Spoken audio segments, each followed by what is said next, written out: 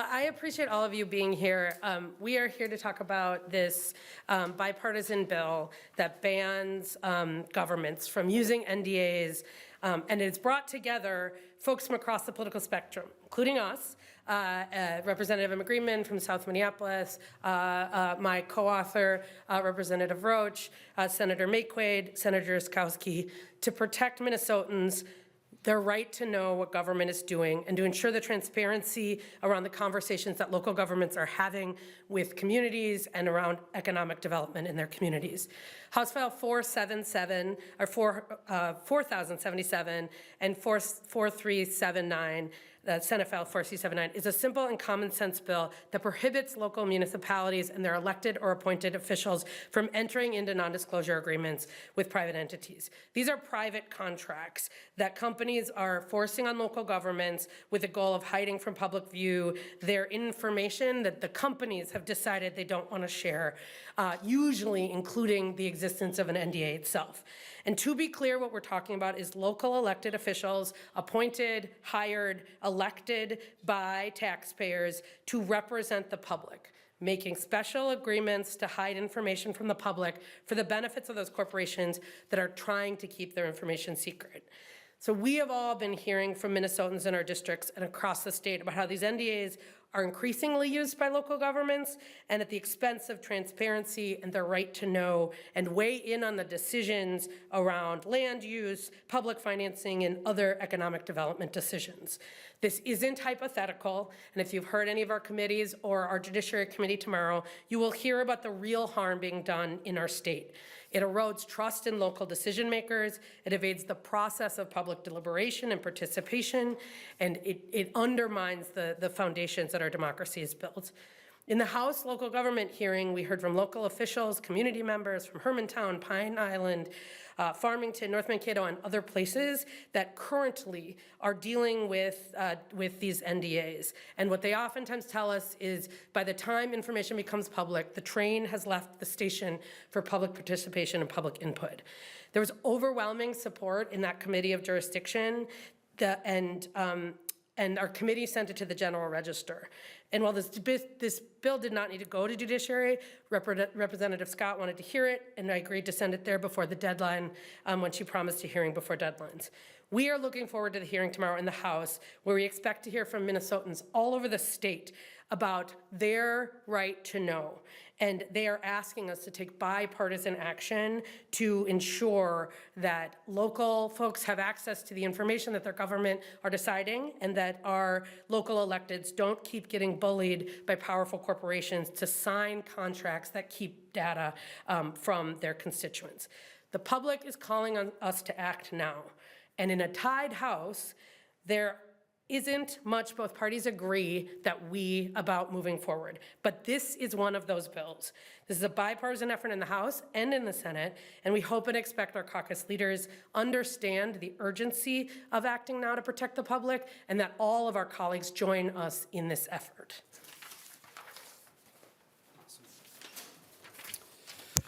Thanks for being here. Thanks for having me. My name is Drew Roach, representative from House District 58, cover areas of Dakota, Goodhue, and Rice County. I'm happy to be a co-author on this bill. House File 4077 offers transparency. As I campaign and I've listened to constituents over the years, one of the things that they're the most frustrated with is what they feel is a lack of transparency within their local government. The fact that we have local government, whether it be staff members or local elected officials, entering into non-disclosure agreements where they feel like where they then cannot disclose and have honest conversations with their constituents is not representative of the people that elected them. And so I'm really excited to be a part of this. This really greatly impacts the city of Farmington and the residents that I represent in that district, who many of which felt like they did not have a seat at the table when the data center was brought into our community, and the lack of transparency that happened between the council, our city officials, and the community at large. So I'm urging leadership and members of my caucus to get behind this bill. It's a good bill. It brings something very specific that the people, not only in my district, but across Minnesota are looking for, and it's transparency and it's honesty within their local government. So I appreciate you guys being here today. Hi, everybody. Senator Steve Dryskowski from Mazeppa. I serve on the State and Local Government Finance Committee, actually with Senator May Quaid, and her and I first ran across this issue last year during the legislative session here when we were talking about data centers and the experience that happened in Farmington. And we actually, the Senator May Quaid brought an amendment on the floor of the Senate that ended up dying in a tie vote. It was bipartisan support and bipartisan opposition. It's one of those issues where you are going to see that. And as we have talked in the Senate, we are seeing actually momentum growing with additional support happening. So I think the bipartisan support part is growing to be bigger than the bipartisan opposition part. We're hopeful that that will result in passage in the Senate where the bill currently sits. As we look at this issue and the impact, and as both Representative Roach and Greenman have pointed out, the impact on our local communities, we have in our culture in Minnesota a strong desire of support for public transparency. We have an open meeting law. We have Chapter 13, which says that data has to be shared by government. We go out of our way in our law already in multiple places to ensure the government is deliberate in being transparent with the citizens of the state. We ran into this last year and realized with this data center stuff that we have a situation where local units of government have the ability to do these NDAs to create secrets and allow local municipalities to operate in secret, which flies perfectly in the face with our open meeting culture that we have here in the state of Minnesota. And so that has been used by local officials. I've talked to some of those local officials. I've got 2 data center proposals in my district, one at Pine Island, one at Cannon Falls. And I've talked to some of the local officials, and there are local officials that have used these NDAs that would rather that we gave them direction as a legislature around what they have in their ability or inability to use them. And it's not as if local government officials are going out of their way to want to use these, but they're put in a position where oftentimes they may feel that they have to use them because of local politics around proposals, et cetera. If we outline this in law and create rules for local governments, and we need to remember that the local governments are creatures of the legislature. The legislature created the counties. The legislature creates the ability and the laws for the municipalities to operate, and that is our role and our function here. So we are going to continue to work on this bill. Hopefully we'll get it passed through the Senate, and just remember that we've been seeing this in our local communities where democracy is actually dying in the dark in our local communities in Minnesota because we don't have prohibition of secret meetings that are now happening throughout our state. This bill will cure that and put us in a position where Minnesota can be strong and open again in how it operates in local government decision making. Well, hi everybody, I'm Senator Erin May Quaid. I'm so proud to be the chief author of Senate File 4379. I have 2. And I really thank Senator Dryskowski for his partnership with me in this. In 2022, the Rosemont City Planning Commission held their monthly public meeting.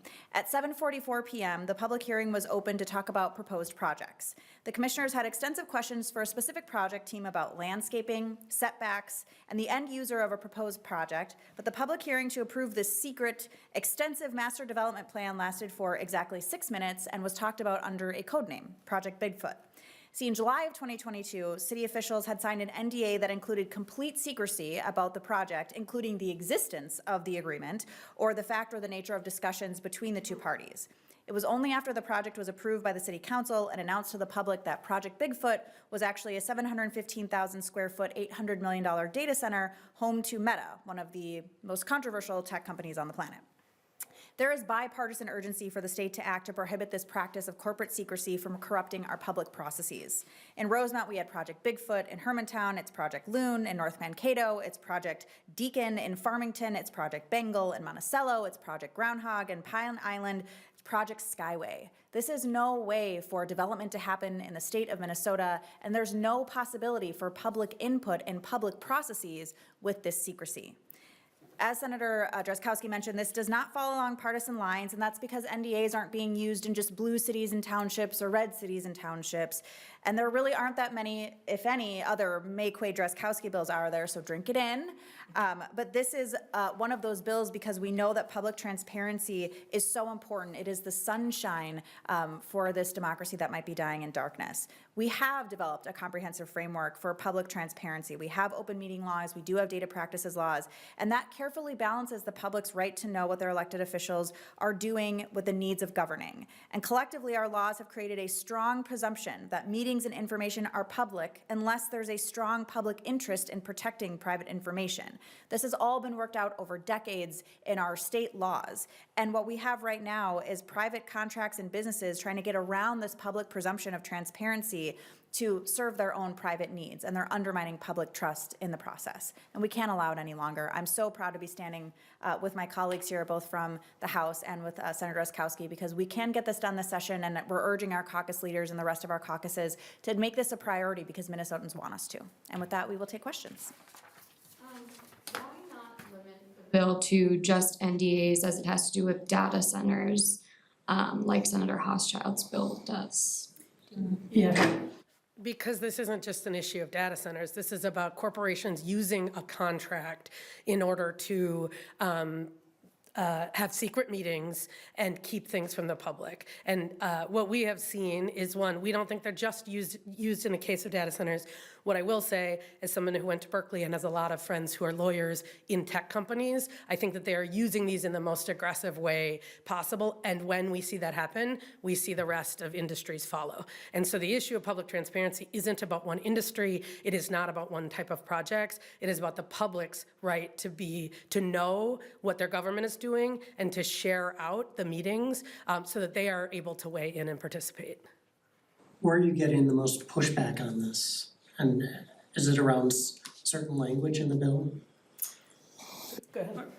I think the one area that there might be any legitimate discussion is we hear, and I don't know if we validated them yet, but stories or circumstances where a company from a faraway place may want to start business in Minnesota and come to investigate here. And there may be a need for some early discussion that is not necessarily publicized because the company may be reluctant to come here if their company culture hears about them being here in Minnesota. So I don't know how big of an issue that is, or if it's important or not, or if we need to. That's certainly something I think that we need to get this bill passed into law really as it is now. And then we need to evaluate, I think, probably as we go forward. But there's really, I've talked to local units of government, and I talked to AMC, and I don't know that they're opposed or in favor of this bill. I haven't talked to the League of Cities, but we're not really getting pushback from those units, from those organizations. So there's not a super lot of pushback on it, believe it or not. And what I will say about that issue, because I have been talking, when I talk to the chamber and I talk to other folks, I hear about this. And when I talk to our staff, what they said is they're actually raising issues about Chapter 13.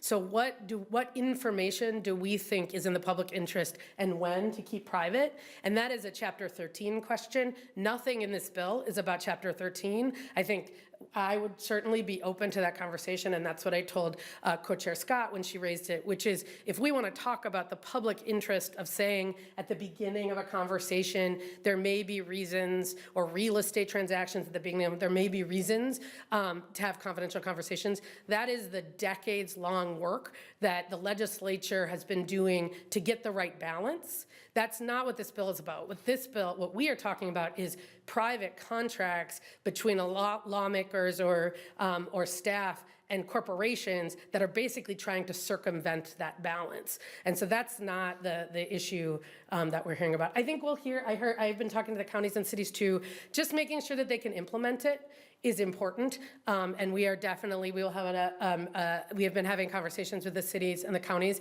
to make sure that they can implement it, especially the small places. But that's not in opposition to the policy. It's just making sure that they can do what we're asking them to do. From some corporations that they, need to maintain proprietary information, whether that's with energy demand or, the demand on the infrastructure or otherwise, maybe in water usage and all of those things. Are those legitimate concerns that you're willing to deal with here too? Or is that more in the public interest where, if they're gonna use this much energy or this much water, it's gonna impact me as well? So the Chapter 13 already has protections around trade secrets and some proprietary information. Again, as Senator Drazkowski said, there is a robust and big chapter that goes into a lot of different types of information. What these private contracts are about a private relationship, a private law, if you will, that sort of binds a local elected. And the question is, does it put them in conflict with their legal obligations under Chapter 13, or is what it's doing slowing down that public disclosure? That's a question that we have had. But to your question, it's sort of the same policy question, which is if corporations are raising that we need for a public policy reason more protections, that is a Chapter 13 conversation, not a we need an NDA to try to keep this from citizens so they don't request a data request. Just to put a really fine point on it, the way that some of folks are approaching opposition to this bill as if the legislature and the law has never considered before the nuanced situations in which there is some information that is either kept back for a certain amount of time or kept private or held proprietary. Again, Chapter 13 does consider all of those situations. NDAs are a way to circumvent Chapter 13. It is to keep public or private citizens completely out of the public process so that they can't ever raise opposition to what's happening. And so this is really a private industry tool that is now being foisted on our local elected officials and our municipalities. And we don't have to do that. We can continue to find that balance in Chapter 13. We have done that before. And so I don't want us to pretend like it's either NDA or every time the city administrator has a meeting with a corporation, they have to make a Facebook post about it. Like that's not how government works, and that's not what we're proposing that government does work. We have Chapter 13 for a reason, and we should honor that. We shouldn't go around it with NDAs. I will just offer too that those things that you mentioned, discussion about what does that mean for local energy use? What does that mean for local water? What does that mean for property taxes? All of those are decisions and discussions that should happen organically and robustly in the local unit of government. And those are some of the things that are covered up with these secret agreements. We shouldn't have them. We hire a mayor and a city council to do that hard work and to shield that hard work and some of the criticism that might naturally and should come with their decision making and with that process should not be shielded from the public. They should have to do that hard work. That's what we hire them for. That's what they're elected to do. We're elected to face public scrutiny as state legislators. We shouldn't have a shroud of secrecy around what we're doing here. We don't, and we shouldn't have that at the local unit of government either. Are you saying you want to be open to public data requests in the legislature? Well, potentially. You might want to talk about that. I think that's a different bill. On that note, would you guys be open to a similar provision for state government prohibiting NDAs? Yeah, I actually have another bill that touches on that point. We know that's probably going to have a lot more scrutiny and probably, have a lot more discussion and talks about that. So really the big thing that we've seen across the state is just the way the NDAs are used currently at the municipal level. So we wanted to tackle that problem first, and then I know I've talked to Representative Agreement. We're definitely looking forward to tackling that in the future for sure. I have a question from Tori from Mexico. She's working from Group Project. She says, why was the bill pulled from the general register in the House? I can talk about that. The bill was sent to the general register with a unanimous vote. Chair Scott on the floor raised a motion. She wanted to see it.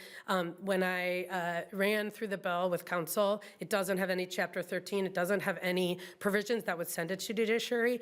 As a courtesy, and when Representative Roach and I were talking about it, we had the votes to just keep it on the general register, but as a courtesy, we said we would send it to judiciary.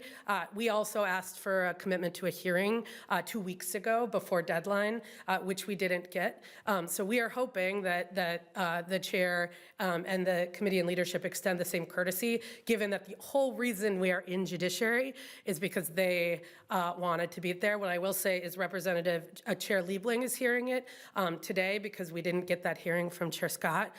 So I am hoping that both sides of the aisle in that committee respect and understand that this is a bipartisan issue for a reason. And this is one of those issues where we are hearing it from folks across the state. It's bipartisan in the legislature because it is nonpartisan outside these halls. And we are responding with urgency to this basic idea that constituents, that communities should have access to the decisions and the meetings that their local units of government are having. We're not only hearing from the residents, but we're hearing from elected officials. So tomorrow in committee and judiciary, you hear testimony from commissioners, from mayors, and from community members that are asking for this. They don't want to have to be, muzzled by an NDA. They want to be transparent with their community, but also welcome economic development. And I want to make sure that I'm clear. This isn't an anti-data center bill. Right? This is just pro-transparency. We want to make sure that there's transparency across the board and that the residents of their communities know that their local municipalities are working for them and have their best interest.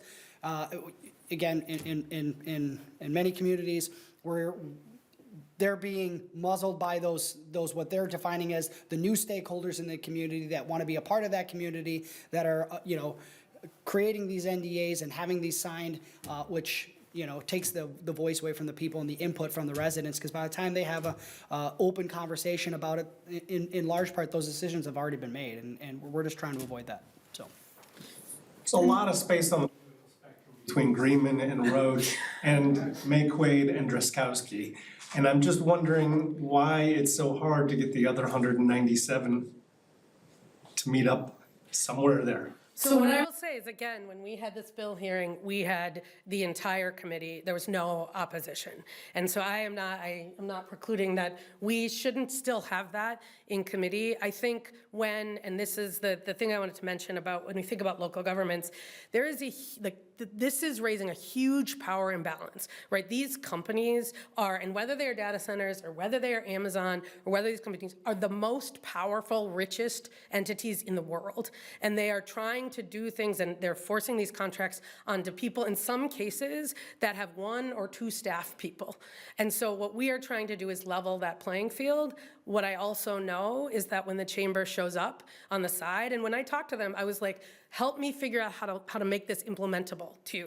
Because not being open for business is not a real policy concern when Chapter 13 is actually what should define what is public, what is private, and that's the conversation you want to be having. And so I think that when we see the biggest companies in the world weigh in, and whether it's they're weighing in by testifying, they're weighing in with members, or they're weighing in to try to put our local officials in a really tight spot, that's always creates dynamics under the dome. But I think what you see is 4 lawmakers who have, in our own ways, shown that that is not the people we're listening to. We are not listening to the biggest corporations, and we're not listening to their counsel.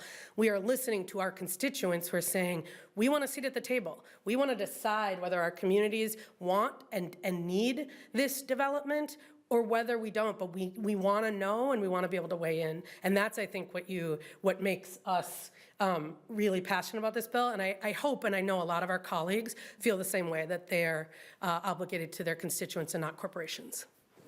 Do you know whether other states have passed this measure? I don't know. I've just read that there's, 8 or 10 or 12 states or something, one of you have written about it, that have similar bills going on. But back to the original question you had, momentum is growing.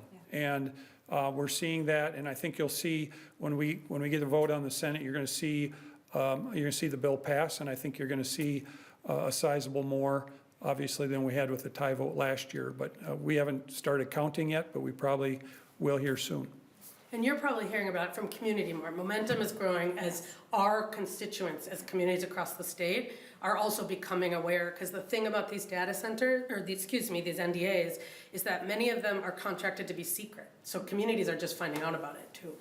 And I do want to just note, everything the legislature does is public. And so I want you to imagine a world in which we have Senate File 1, a bill for an act related to redacted, appropriating $50 million for purposes of redacted. That is what's happening in city councils right now. What's happening at the legislature is we have Senate File 1, a bill for an act related to education, appropriating $50 million for school safety. So what we're trying to implement is what already exists at the state legislature, instead of what exists now, which is Project Bigfoot, which nobody can get involved and have a say in that. Project Bigfoot. I would love that. Thank you. Seems like you're clearly not a group that usually works together a lot. What was it like working together? But we're winning. I know. I think like we share values and we know how to do our jobs. And so like that is, we have been working on amendments, we have been taking input, and we also talk to different folks in our caucuses. We have different communities, and we are working to talk to many more people than are just represented by the four of us. So I think it's a good way to show, when you listen to the public and communities, how we can do our jobs in the legislature. And Senator Drazkowski and I agree more often than I think either of us are comfortable with, so you're just seeing it in public tonight. Do either of you want to speak to that? No, I think we're good. Yeah, I mean, well, I'll just, it's been great working with Representative Greenman. I think good legislators are able to silo different issues, and we may not agree on everything, but when we agree on something, we need to set the other differences aside and get, good legislation across the finish line, and I'm, happy to work with Representative Greenman and both the senators to do that, so it's been good. Thank you, everybody. Good job, guys. Yeah.